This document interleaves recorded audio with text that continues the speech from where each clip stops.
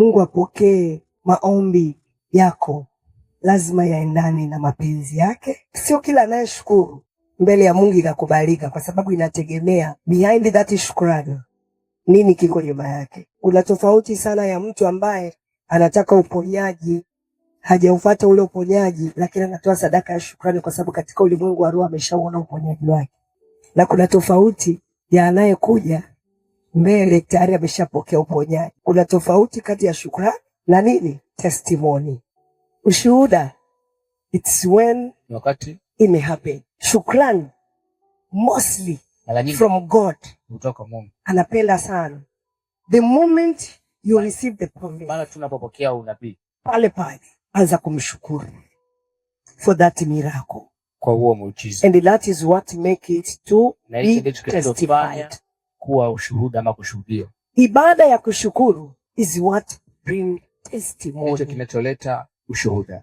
Thanksgiving, shukrani, a heart of thanksgiving, moyo wa kushukuru, push unasukuma your testimony closer, ushuhuda wako karibu yako. Katika ulimwengu wa roho au in the spiritual realm, Mungu anapenda wanaoshukuru kwa imani kabla hata havijatendeka. God love those Mungu anapenda watu who are thankful before him, ambao wanamshukuru from the spiritual, the moment you capture from the spirit, not from the flesh. Kutoka katika mambo ya mwili tu, bali katika kinapokuja kutokea na kukamilika katika mwili, ukaweza kukishika, a tangible inayoshikika blessing, baraka za ile ni testimony tayari. Ule ni ushuhuda, maana amekwisha kutenda. Yes, you believe it, umeamini in the spirit, you believe it, ukamshukuru.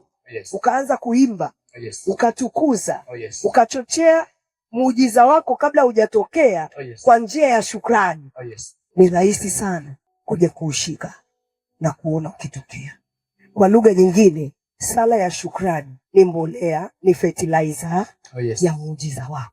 That's the only statement nitakupa siku ya leo. Hiyo ndio kauli pekee ambayo yoyote mwenye sala ya shukrani, ile ni mbolea, ni fertilizer, ni maji, ni kupalilia, kila kitu over your testimony.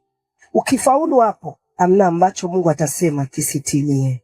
Na ndio maana tuna mfano mzuri sana kwenye Biblia wa mtu anaitwa nani? Ayubu.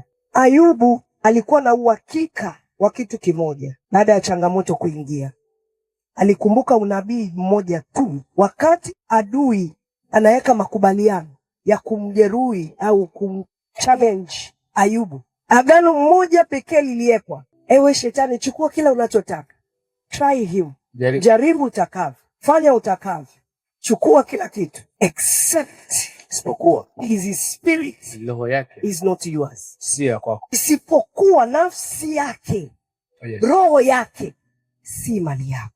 Ahadi kuu pale ni ile nafsi. Ahadi kuu pale ni ule uhai. Tunapoongelea nafsi tunaongelea uhai. Tunapoongelea nafsi tunaongelea uzima wa kuishi, sio uzima katika mwili, uzima katika kuishi. Ahadi Ayubu aliyoiona ni ahadi ya pumzi. Shetani alipewa chochote atakacho, ila hakupewa pumzi yake. Na ndio maana Ayubu wakati anasubiri nyakati nyingine za kusimama tena, hakuyumba. Why hakuyumba? Hakuyumba kwa sababu alijua the enemy can take it all from me, but not my spirit. Adui anaweza kuchukua kila kitu, lakini sio roho yangu. And that's why maisha yake yote, wakati wote, alikuwa so much energized to be thankful before God. Kwa sababu alijua chochote unachokipiga ni cha mwilini, lakini kile kikuu kuliko vyote hujapewa. Alichokuwa anazingatia ni kile kikuu kuliko vyote.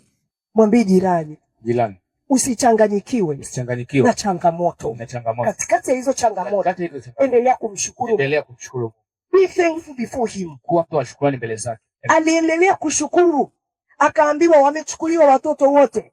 For he said, aliyenipa ni yeye na aliyechukua ni nani?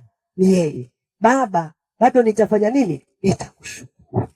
Kwa Yesu kuna vitu vingi, kuna maisha mazuri ulikuwa nayo hapo mwanzo, hayapo tena, but remember. Lakini kumbuka, the one who has given it before yule is aliyekuja the mwanzo, same God ndiye Mungu yule who has allowed you ambaye anakuruhusu to tena challenge. kujaribiwa. Is the same God Ni Mungu yule yule who has allowed you ambaye amekuruhusu to be challenged. uweze kujaribiwa. Na ti Mungu huyo Oh yes. when you overcome that test, Unaposhinda hilo jaribu, when you overcome that challenge, unaposhinda, when you overcome that trial, unaposhinda, in the same God ndio Mungu yule yule shall restore you. ambaye atakurejeshea tena.